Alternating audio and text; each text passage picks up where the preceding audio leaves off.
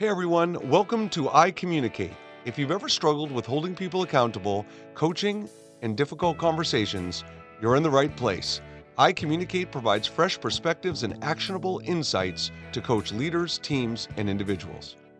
Welcome to iCommunicate. I am your host and founder of Mindset Go, Mark Altman, and great to have you join us today. And we got a really fun topic today. We're going to talk about how service norms drive a culture of excellence. And, I want to share a story right out of the gate to really help you capture the importance of this issue and the word norms and what this even means. So, couple weeks ago, I'm out to lunch with my two brothers. We do this for our birthdays a few times a year. And so we sit down at the table and we go to place our order at the restaurant. And we're all pretty picky eaters, especially my oldest brother and myself. And so we go to order one of the items on the menu and we ask for an exception. We ask if they could do something different vegetable, put something on the side, something along those lines. We asked to do something different. So the waitress's reply was, I'm not sure that we can do that.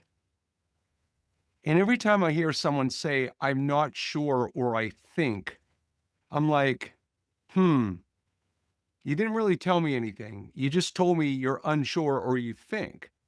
And so whenever someone does that, I stay quiet because I'm curious as to what they're going to say next. So I just pause and be silent to see what comes next.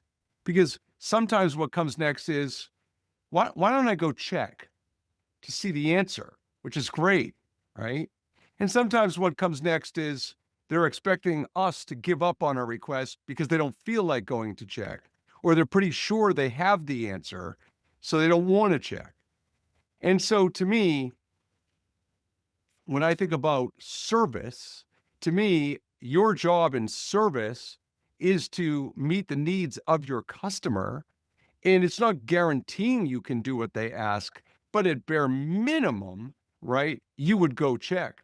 I mean, frankly, when I used to wait tables back in the day, if I was 95% sure that it was something that the chef or the kitchen was unlikely to do, I would still make the effort of going to check just so the person felt heard and like I was making an effort. Because, Phil, worst thing I do is I come back and said, look, I advocated on your behalf, I checked with the kitchen, and they just don't do that, right? And, you know, it got me thinking, and I looked at my brothers in that moment and I said, if I had a wish, right? If I had one wish and I had every server across this country sitting in front of me right now, every owner, every server, if I could get them to do anything, I would have two wishes that they would do consistently without fail. These behaviors would be standard norms in the restaurant business, in the hospitality business in general, without fail. Now, I want to make sure before I say what these are, before we go any further, if you're not in hospitality, you could absolutely apply this to your business. Very much so. This transfers virtually across any industry that requires service, which is every industry. Okay. So this is what I said to my brother. I said, I have two wishes. One, that servers would reflect back what they hear from the customer to make sure they heard it correctly and there was no misinterpretation. So the joke I always make when stuff like this happens is when a server comes to the table and wants to memorize my order and doesn't write anything down, my response, I always want to look at the server and go, your memory isn't what will impress me. Your accuracy will impress me. So imagine if you placed an order and you went around the table, there's two people, three people, four people at the table, and the server says, okay, before I take this back to the kitchen, can I just repeat back what I heard to make sure I get it right? Tell me you aren't pleased when someone does that to confirm what you ordered is correct, right? That's huge. So from a service perspective, a standard norm would be to reflect back what you heard to make sure it's correct. And it is the ultimate win-win. I've talked about it on iCommunicate before.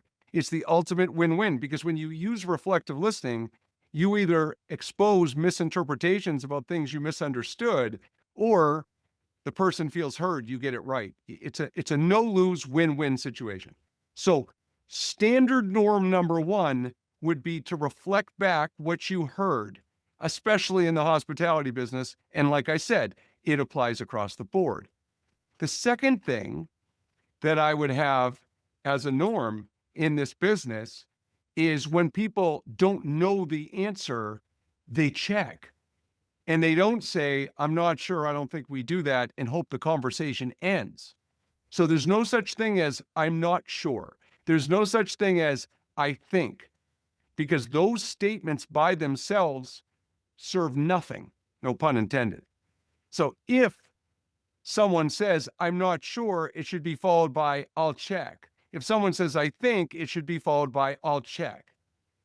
Now you tell me, if every restaurant and every server in the country adopted those two standard norms, that they would actually take the time to confirm if something is possible, right? And they would reflect back to make sure what is being asked is correct. You tell me, if those two norms were instituted in communication, how much that would improve service. And, what's ironic here is we're talking about the word norms. And the definition of a norm is something that is usual, expected, standard. It represents a typical behavior, outcome, or rule. An exception is something that deviates from the norm. So we have a blueprint at Mindset Go that we help companies create this culture of excellence. And what is a culture of excellence? A culture of excellence is clear standards and expectations. And those clear standards and expectations are driven by norms. That's what they're driven by, right? Because everybody knows how to communicate, what to communicate, when to communicate, not in a robotic, rigid way, in a foundational, structured way. And when you talk about norms, the first place you start are what I would call service norms. Service norms are internally, what is an internal norm? How we work with each other, treat each other, communicate with one another, respect each other. That is an internal service norm. An external service norm is how we work with customers, right? Customer-focused behaviors, how we communicate with them, treat them, respect them, serve them, right? But if you are a company and you have a vision to deliver legendary customer service, I don't know what that means. I know I'd like to aspire to it, but I don't know what it actually means. But see, when you put defined norms and behaviors that make up deliver legendary service, now I know how I'm going to be held accountable. And by the way, when you look at a culture of excellence, I talked about the importance of clear standards and expectations, but a culture of excellence is also defined by continuous learning and improvement. It's accountable and responsible behavior. It's collaboration and support of one another. It's recognition and reinforcement. But what do those things mean? They're just fancy buzzwords in corporate America. Who doesn't want to collaborate and support one another? Who doesn't want to be accountable? We all, in theory, they're all things to aspire to, but we got to define what the concepts and terminology mean. And here's the crazy thing about norms and exceptions, right? So let's go back to the restaurant industry.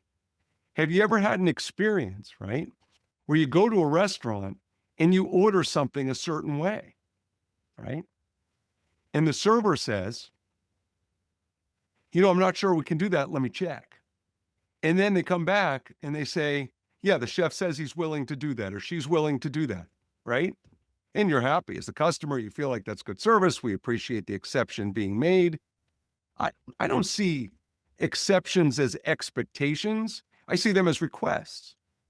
but we're happy when they come back and make that exception.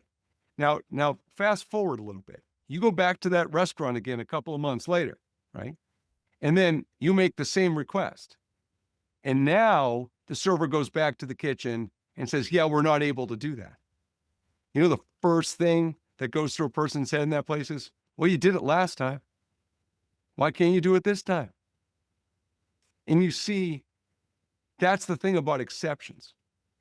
And I can't say it any other way, because once someone makes an exception, you've set a precedent, you've set a pattern. Think about if you make a billing concession to a customer, you reduce your price, you make a billing concession. Well, you've set a precedent and a pattern. Now they come back the next time and they feel they can do it again because you've set that precedent or pattern. So this is what I mean about a norm and an exception.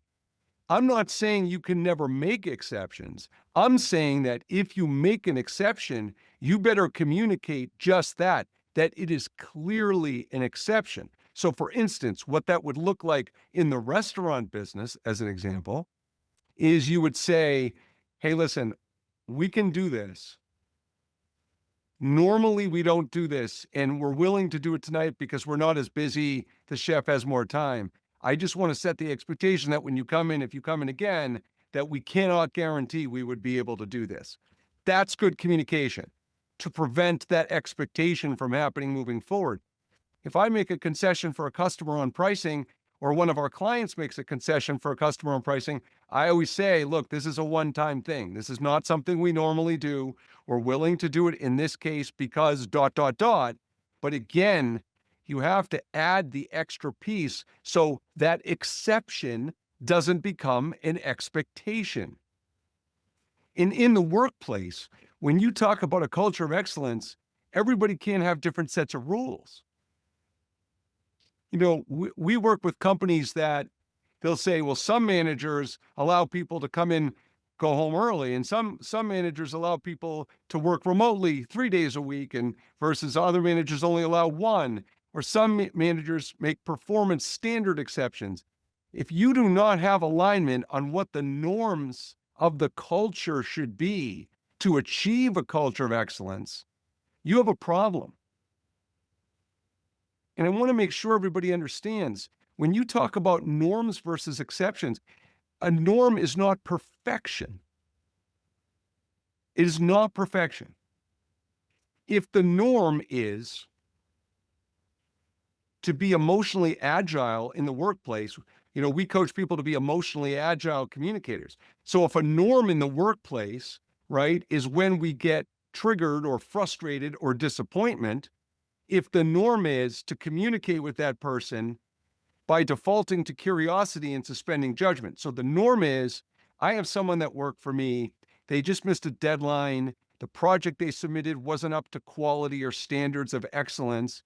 So instead of just coming down on them or being punitive or calling them out, my response is, hey, Joe, I got to ask you, I just want to be curious. What was your understanding of what the deadline was? Or what was your understanding about the project scope and requirements, or something along those lines, with a curious tone? Because if that's a norm, right, that's how we collaborate, resolve conflict, communicate when we're frustrated and disappointed, then that creates an opportunity for transparency, psychological safety, and just dialogue to solve a problem. Now, if I am outstanding at defaulting to curiosity and suspending judgment, right, then that doesn't mean I'm perfect. If it's the norm in how I communicate with people, it doesn't mean I'm perfect. Because what's going to happen is, over the course of a year, there's going to be times when I get triggered, having a bad day, maybe I'm overtired, I'm human, and I don't default to curiosity and suspend judgment. Maybe I take a judgmental tone. Maybe I give someone a look. Maybe I act irritated with my word choice. I don't know. I mean, I do this for a living. I'm pretty good at it, but I'm not perfect at it. And the reason why this is important is because if I have every day, we have multiple opportunities to be disappointed, frustrated, and have unmet expectations. So if you, and I'm making this number up to make a point, if I have 5 chances a day to default to curiosity and suspend judgment, which is on the low side, I assure you. And there's 365 days a year, right? You're talking 1,825 opportunities over the course of the year to default to curiosity and suspend judgment. Okay.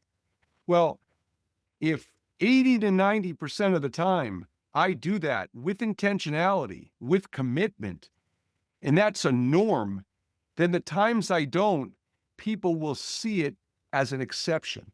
They're more likely to give me latitude, forgiveness, understanding, because it's not my normal behavior. It's an exception. And when you are trying to achieve excellence, excellence is a big word, right? And I want to make sure we're not confusing excellence with perfection. They are not the same thing. Excellence is a standard to be intentional about how we act towards one another, how we lead people, how we coach and develop people. Recognizing and being highly self-aware, taking advantage of opportunities for reflection. You know, one of the elements of a culture of excellence is continuous learning.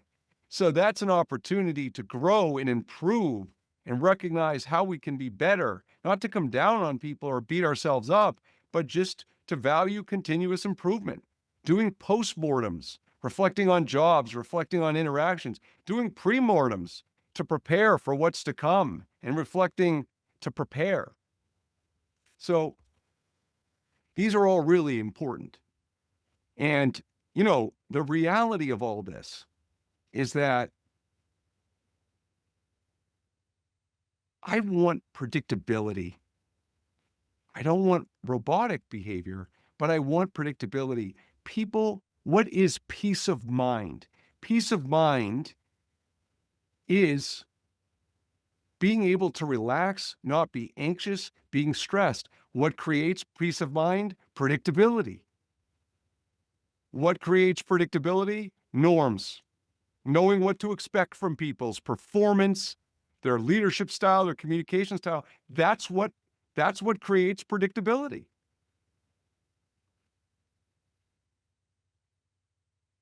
And then the question is, right?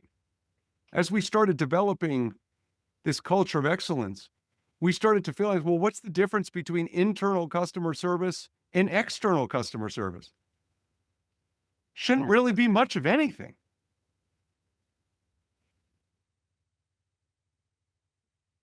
You know, when you look at, and I'm going to read some examples that we coach, right? If you look at examples of what creates predictability and norms for service in a culture of excellence, internally or externally, how about this? People do what they say they're going to do. If you tell me you're going to get back to me by noon tomorrow, you get back to me by noon tomorrow. If you tell me you're going to finish a project by Friday, you finish a project by Friday. And if you're not able to finish the project by Friday, you let me know in advance so we can come up with a plan B. What's the difference? I mean, if I was treating customers outside my organization or customers my own team, I would want to do the same thing. What's the difference whether it's inside or outside? How about not making excuses? How about, owning mistakes?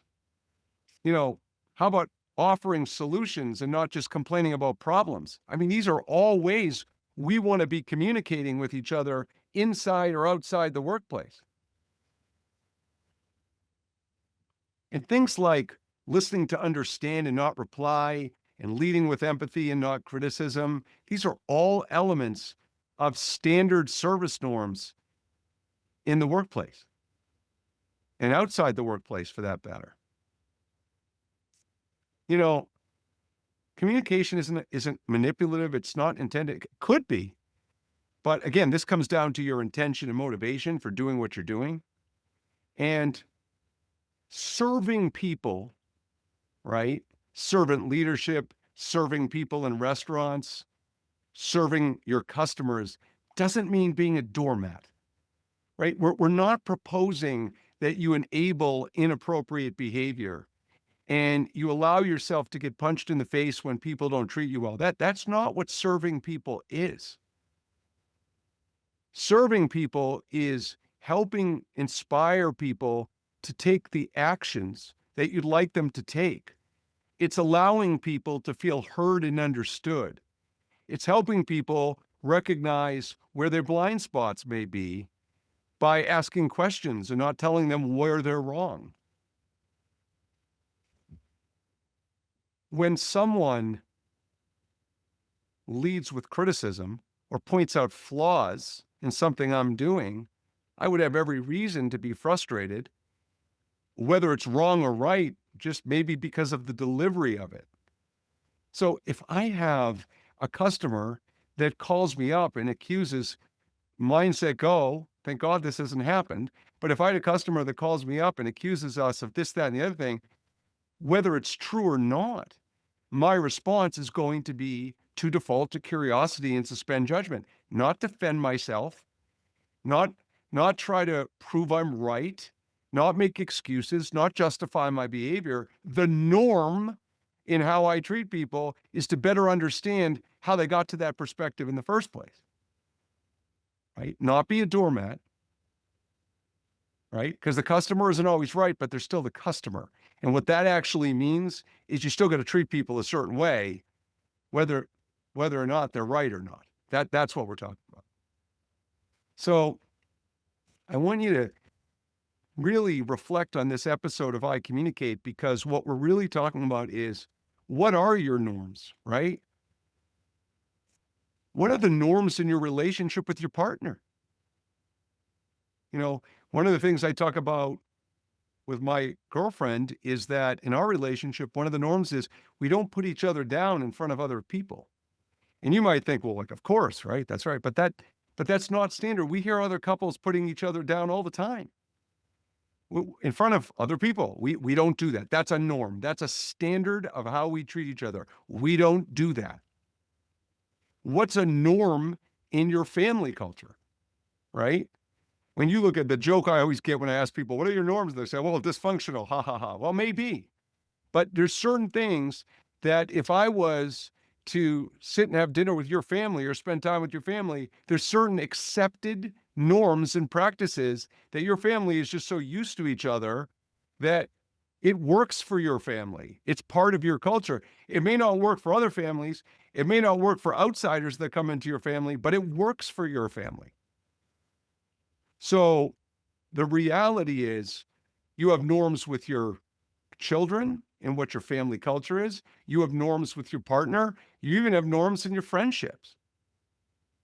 But really being able to define what you expect, what these behaviors are, and if you don't define what those norms are, then it can be very difficult to hold people accountable. I was coaching someone a few years ago, and he said to me in a session, he's like, it's really frustrating. My wife doesn't work. I come home from work and, I expect the house to be clean and it's not clean. And I said, define clean. Your definition of clean may be different than her definition of clean. What are the norms for a clean house? If you ask your son or daughter to clean their room and they think it's clean and you think it's not clean at all, well, no laundry on the floor, no trash on the floor, all clutter put away, clothes hung. You'd have to define what the norms are for a clean room. I'm serious. So whenever you have conflict or disappointment or frustration, it's usually one of the top reasons, hands down, are misaligned expectations. And you know where misaligned expectations come from? A lack of clear, defined norms and behaviors. That's where it comes from. So the next time you go out to eat, pay attention. Are they doing things off memory, or are they reflecting back what they heard? And by the way, if they are doing it off memory and you do have multiple people at the time, aren't there times when they come back off memory and they actually get your order right and you're like, wow, I'm amazed that they remembered all that? Why add the degree of difficulty? Like, there's no reason to add a degree of difficulty to communication when you don't have to. And there is no such thing as I think or I'm not sure, because it's irrelevant and not helpful. If you're not sure and you think, find out. And if you don't have the answer, point me to someone who can, who has the answer. That's meaningful. That's useful. That's service. So thank you for joining us for iCommunicate in this episode, and continue to strive for a culture of excellence in all relationships in your life, and certainly in your company. We'll see you next time.